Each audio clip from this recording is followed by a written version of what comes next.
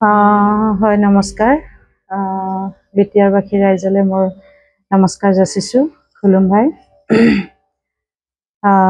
আপুনি সঁচাকৈ সুধিছে মুদৈবাৰী সমষ্টিটোত আমাৰ মহিলাৰ কেণ্ডিডেট এইবাৰ ঘোষণা কৰা হ'ব বুলি কৈছিলে কাৰণ কিয় আমি কেন্দ্ৰীয় মহিলা মৰ্চাৰ সকলোৱে লগ লাগি আমি মানে কৈছিলোঁ যে এইবাৰ মহিলাক চিট দিব লাগিব যিহেতু 33% ৰিজাৰ্ভেশ্যন আছে গতিকে সেই সূত্ৰে আমি মানে খুব আশা কৰিছিলোঁ আৰু আমাৰ সেই বাগানপাৰাৰ মিটিং এখনত মানে আমাৰ যিগৰাকী মহিলা মৰ্চাৰ প্ৰেছিডেণ্ট প্ৰতিভা ব্ৰহ্ম তেখেতেও মানে মোক কৈছিলে যে বাইদেউ এইবাৰ আমি মহিলাৰ টিকেট বিচাৰিম আপুনি ৰাজি সাজু আছেনে তেতিয়া মই কৈছিলোঁ যে মই একদম মেণ্টেলি সাজু হৈ আছোঁ গতিকে মনে প্ৰাণে মই যিহেতু সাজু হৈ আছোঁ আৰু দিছে নিদিয়া নহয় দুগৰাকী মহিলাক আমাৰ দিছে গুমা সমষ্টি আৰু আমাৰ হেৰি ননৈচাৰফাং তেওঁলোকক মই মোৰ আন্তৰিক শুভেচ্ছা জ্ঞাপন কৰিছোঁ কিন্তু মানে মোৰ এতিয়া এটা প্ৰশ্ন হৈছে কি আপোনালোকৰ জৰিয়তে মই ক'ব বিচাৰিছোঁ যে আমাৰ চেণ্ট্ৰেল মহিলা মৰ্চাৰ এগৰাকীও বড়ো মহিলা নোলালনে কেণ্ডিডেট হিচাপে পাবৰ কাৰণে যেহেতু গুমা সমষ্টিৰ হেৰি মুৰ্ছিদা বেগমে পাইছে আৰু আপোনাৰ ননৈচাৰফাঙত মৰিয়ম টপ্পৈ পাইছে আৰু এই ক্ষেত্ৰত প্ৰথম লিষ্টখন ওলোৱাৰ দিনাখনৰ পৰা কিৰণ বড়োৰ নামটো খুব চৰ্চা হৈছিল আৰু চবেই মানে মোক কৈছিল যে টিকেটটো আপুনিয়ে পাইছে মোক অভিনন্দন জ্ঞাপন কৰিছিল ভালো লাগিছিল কিন্তু মই কৈছিলোঁ যে অফিচিয়েলি যেতিয়ালৈকে মানে ঘোষণা নহয় তেতিয়ালৈকে মই একো ক'ব নোৱাৰোঁ কিন্তু মানে কি মেক্সিমামে মোক ফোন কৰি পেলাই কিছুমানে কৈছিল 70% কিছুমানে 99% এনেকৈ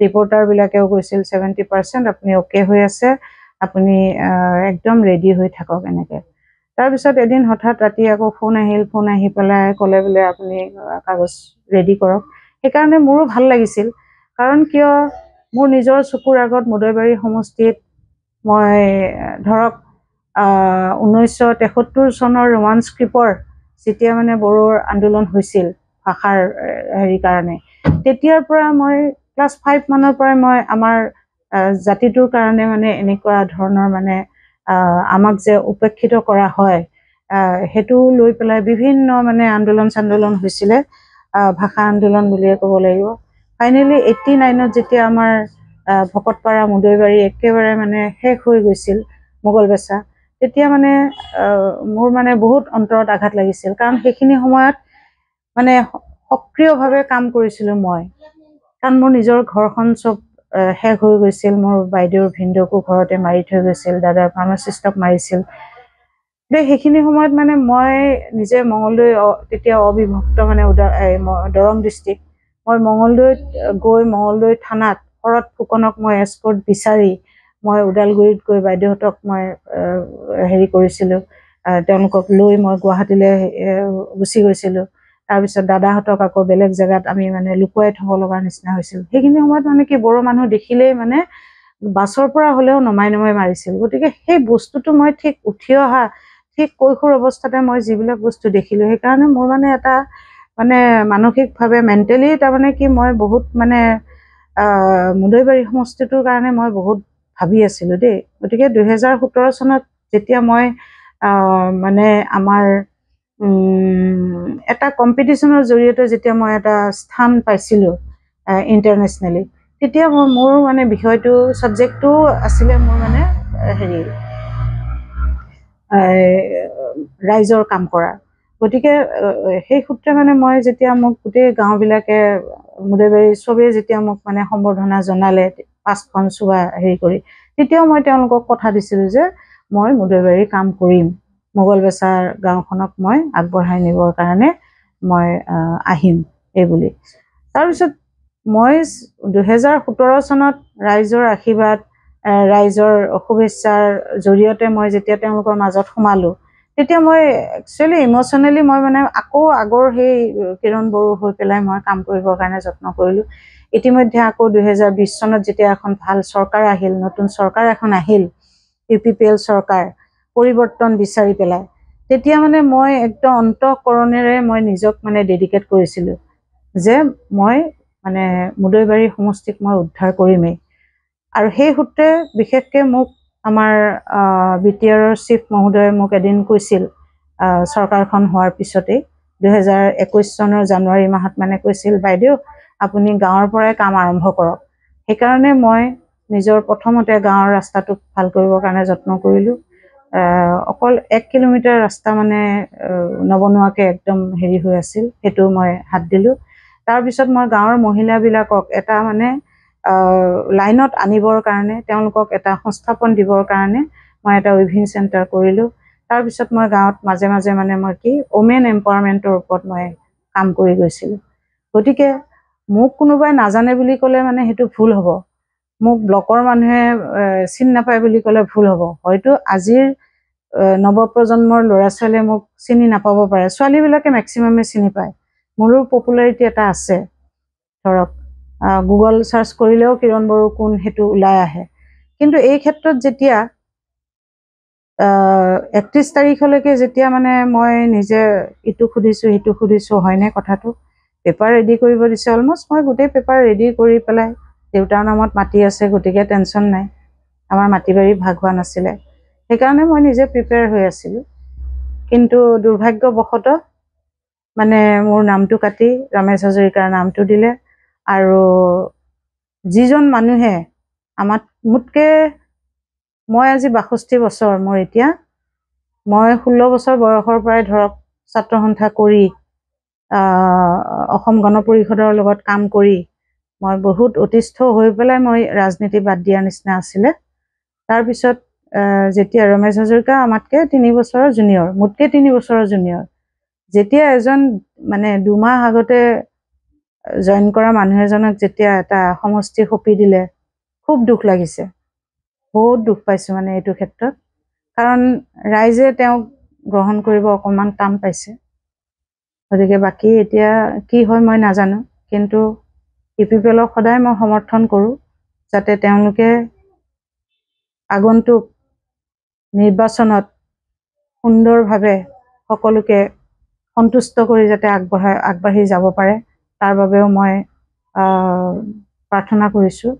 আৰু দুখ লাগিছে এটাই যে এই 5টা বছৰত যথেষ্টখিনি তাৰমানে নিজৰ কাম বন বাদ দি মই গুৱাহাটীত শ্বিফ্ট হৈ গৈছিলোঁ। কাম বন বাদ দি আহি যেতিয়া গাঁৱৰ মানুহৰ মাজত মই সোমাই পৰিছিলোঁ, গতিকে কিবা এটা কৰিম বুলি, তেওঁলোকক কিবা এটা দিম বুলি প্ৰতিশ্ৰুতি দিছিলোঁ, কিন্তু সেইখিনি কৰিব নাপাম বুলি। এতিয়া মোৰ যিখিনি ধৰক, মই অকলশৰীয়া মানুহ, মোৰ আগলৈও নাই পাছলৈও নাই, এতিয়া আৰু বেলেগকৈ চাকৰি বিচাৰি ক'ৰবাত বিজনেছ কৰাৰ বয়সো নাই। গতিকে বাকী থকা জীৱনকেইটা মই মানে ৰাইজৰ লগত কটাম বুলি ভাবিছিলোঁ, কিন্তু সেইখিনিৰ পৰা মই বঞ্চিত হ'লোঁ। আৰু সেইটো এটা বহুত দুখৰ কথা। আপুনি যথেষ্ট আপুনি তাৰমানে ভাল, এইটোৱে নহয় আপুনি বহু ৰোগীয়া মানে ঘৰতো গৈছিলে, আৰু বহুতো আমাৰ ছ'চিয়েল মিডিয়াত এনেকৈ নিউজত সম্প্ৰচাৰ হৈছিলে, এই ক্ষেত্ৰত আপুনি কি ক'ব? আচলতে মোৰ এইটো ৰাইজক সেৱা কৰাটো মোৰ তেজত আছে বুলি ক'লেও ভুল নহয়। মই মানে কি, দেউতাই আমাক এষাৰ কথা কৈছিলে যে তহঁতে মানুহ হবি, ডিগ্ৰী মোক দিব নালাগে। কিন্তু আমাৰ গোটেইকেইটাই ডাক্তৰ ইঞ্জিনিয়াৰ হ'ল মোৰ বাহিৰে, মই সেই মানৱ সেৱাই কৰি থাকিলোঁ। আৰু দেউতাই যেনেধৰণে মানে কৈছিল, দেউতাও খুব দৰদী আছিলে, কাম কৰিছিল। এতিয়া মই গাঁৱে ভূঞে সোমালে মানে দেউতাৰ নামটো ধৰি পেলাই কয়, অ' তই মহিদাদাৰ ছোৱালী, ভালে হৈছে দে, ভালে হৈছে। মানে অসমীয়া মানুহেই হওক বা নেপালী মানুহেই হওক বা বেংগলী মানুহেই হওক, চবেই মানে মোক মানে চিনি পায়। আৰু সেই সূত্ৰে যেতিয়া মই মিটিঙত যাওঁ, UPPLৰ নামত মিটিঙত গ'লে মই যেতিয়া দেখা পাওঁ, অলপতে এই আমাৰ নিৰ্বাচনৰ কাৰণে, যেতিয়া আগন্তুক ছেপ্টেম্বৰত হ'বলগীয়া নিৰ্বাচনৰ কাৰণে যেতিয়া মই বাগিচা চুবাত গৈছিলোঁ, তেতিয়া মানে তাতে সেইটো মানে মুছলিম চুবা হয়, তাত দলঙো নাই। মই এটা ভিডিঅ' অলৰেডি আপলোড দিছিলোঁ যে মই খোজকাঢ়ি কাঢ়ি বাঁহৰ তলে তলে মানে মই তাত গ'লোঁ, গৈ পেলাই মানুহখিনিৰ লগত মই কথা বতৰা পাতিলোঁ। আচলতে কি, এইবিলাকত মানে কি ৰাজনৈতিক কথা কৈ পেলাই নহয়, তেওঁলোকক মানে অলপ ইম'চনেলি ধৰক কেনেকৈ কি কৰি তেওঁলোকে এখন ঘৰ চলাব পাৰিব, কিদৰে উপাৰ্জন কৰিব পাৰিব। কাৰণ যিহেতু চৰকাৰে কয় যে ঘৰে ঘৰে আমাৰ চৰকাৰ আহিলে ঘৰে ঘৰে মানে এটা এটা জব, সেই বস্তুটো মানে চাকৰি যে নহয় সেই কথাটো মই তেওঁলোকক বুজাওঁ। গতিকে হাত দুখন থকালৈকে তেওঁলোকে যে কাম কৰি খাব লাগিব, কাৰণ উপযুক্ত শিক্ষা হ'লেহে চাকৰি বাকৰিৰ কাৰণে চিন্তা কৰিব। ধৰক সেই তাৰপিছত দেখিলোঁ যে তাতে এগৰাকী মানে মনোৱাৰা বেগম বুলি মানুহ এগৰাকী, তেওঁৰ 3জনী ছোৱালী, তেওঁৰ গিৰিয়েক মানে অক্ষম কাম কৰিবৰ কাৰণে। তেওঁ মোক মানে অকলশৰীয়াকৈ লগ ধৰি পেলাই ক'লে, বাইদেউ মোক কিবা এটা সুবিধা কৰি দিয়ক, ছাৰক কৈ পেলাই মানে মোক কিবা এটা হেৰি দিয়ক, মই চিলাই তিলাই কৰিব পাৰোঁ।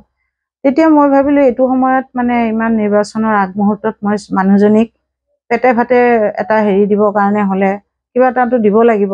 সংস্থাপন বুলি ক'লে 3জনী ছোৱালী আছে, গাভৰু ছোৱালী। তেওঁ এটা কথা উল্লেখ কৰিলে যে গাভৰু ছোৱালীকেইজনীক এৰি পেলাই মানে বাহিৰত কাম কৰিব যাব নোৱাৰে। সেইকাৰণে মানে মোৰ ফালৰ পৰাই মই তেওঁক চিলাই মেচিন এটা দিলোঁ। আৰু ইমান ভাল লাগিছে, সেই চিলাই মেচিনটোৰে তেওঁ মানে অৰ্ডাৰ পাই পেলাই তেওঁ ভিডিঅ' এটা বনাই পেলাই আকৌ মোক পঠাই দিছে। ভাল লাগিছে আৰু। তাৰপিছত ঠিক তেনেকৈ মানে কি ল'ৰাবিলাকক বা আমাৰ মহিলাবিলাকক এই সূতাকে কিনি দিলোঁ, ধৰক কাৰোবাক ক'ৰবাত এংগেজ কৰি দিলোঁ, এনেকুৱা ধৰণৰ মানে কিছুমান কাম মানে মই কৰি আছিলোঁ। কিন্তু সেইটো মই মোৰ ফালৰ পৰা মই নিজে কোৱা নাছিলোঁ। মই মানে কি UPPL নাম লৈয়ে বা মই চবেই ভাবে যে মই UPPL বহুত ডাঙৰ মানুহ, গতিকে মানে মোৰ ওচৰত আহিলে মোক ক'লে তেওঁলোকে হয় চাকৰি পাব, নহয় মানে কিবা এটা সংস্থাপন পাব, তেনেকুৱা ধৰণৰ এটা বিশ্বাস ৰাখি মোৰ ওচৰত আহে। আৰু ময়ো একচুৱেলি এতিয়া মই বাইদেউৰ ঘৰত থাকোঁ কিয়, মই যদিও মোৰ মোগলবেচাত ঘৰ আছে, কিন্তু মই তাতে মানে কি অলপ কমিউনিকেশ্যনৰ অহা যোৱাৰ যাতায়াতৰ অসুবিধাৰ কাৰণে মই বাইদেউৰ ঘৰতে বেছিকৈ থাকোঁ। তাকেই কিছুমানে ধৰক কাহিনী বনাই দিয়ে, তেনেকুৱা কথা আৰু। প্ৰতিক্ৰিয়া বেয়া লাগিছে কি, আমাৰ মানে বড়ো মহিলা এগৰাকীও নোলালনে UPPLৰ চৰকাৰখনত দিবৰ কাৰণে উপযুক্ত বুলি ভাবিব, একেবাৰে নোলালেই নে? দুয়োগৰাকীয়ে মানে বেলেগ হেৰিৰ হয়।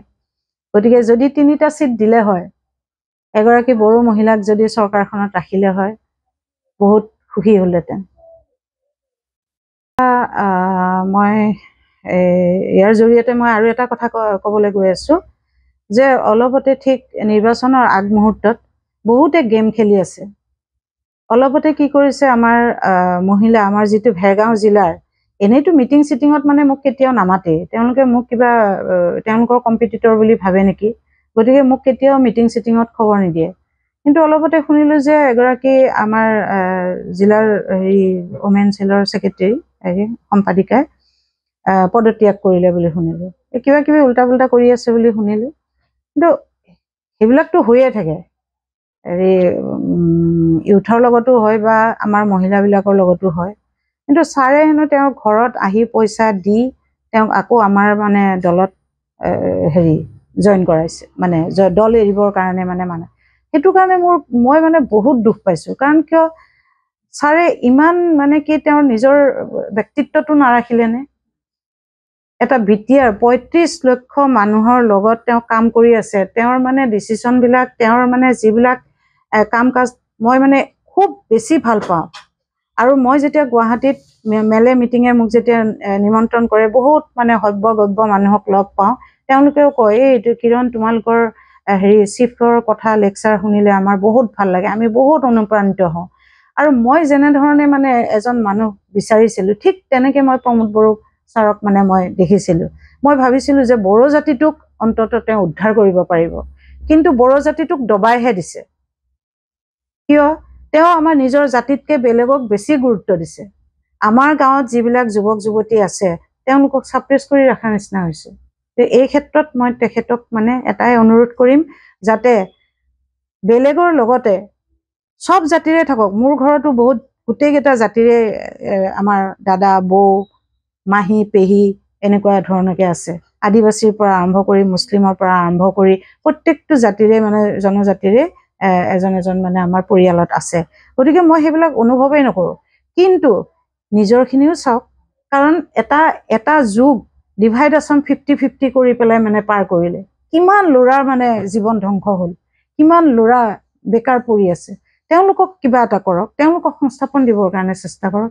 কিন্তু আৰু বিশেষকৈ আমাৰ মোগলবেছা মুদৈবাৰী অঞ্চলটোততো কোনো ধৰণৰ কোনো সুবিধা একো নাপায়ে সাধাৰণ বিহু ফাংচনৰ পইচা এটাৰ কাৰণেও মানে 10 বাৰ ক'ব লাগিব তথাপিও কেতিয়াও নিদিয়ে পইচা পাতি আৰু শ্মশানৰ কাৰণেও মই গৈ পেলাই 5টা চুবাই লগ লাগি পেলাই এখন শ্মশান আছে সেই শ্মশানৰ কাৰণে মই 3 বাৰ মান তেওঁলোকক মানে আপিল কৰিলো কিন্তু তেওঁ গুৰুত্ব নিদিলে আৰু এই আলাৰী চাৰাং বিথাংখী সেয়াও আমাৰ গাঁৱত মানে মুঠতে মোগলবেছাত মদৈবাৰীত একো আঁচনিয়ে মানে চুইয়েই নাপালে সেইটো এটা দুখজনক কথা গতিকে আমি ভৱিষ্যতে যে কেতিয়াবা মদৈবাৰীখনক আমি আগবঢ়াই লৈ যাব পাৰিম সেইটো তাৰমানে মানে মই এতিয়া সেইটো মই মনৰ পৰাই মই বাদ দি দিম বুলি ভাবিছোঁ বহুত দুখজনক তাৰমানে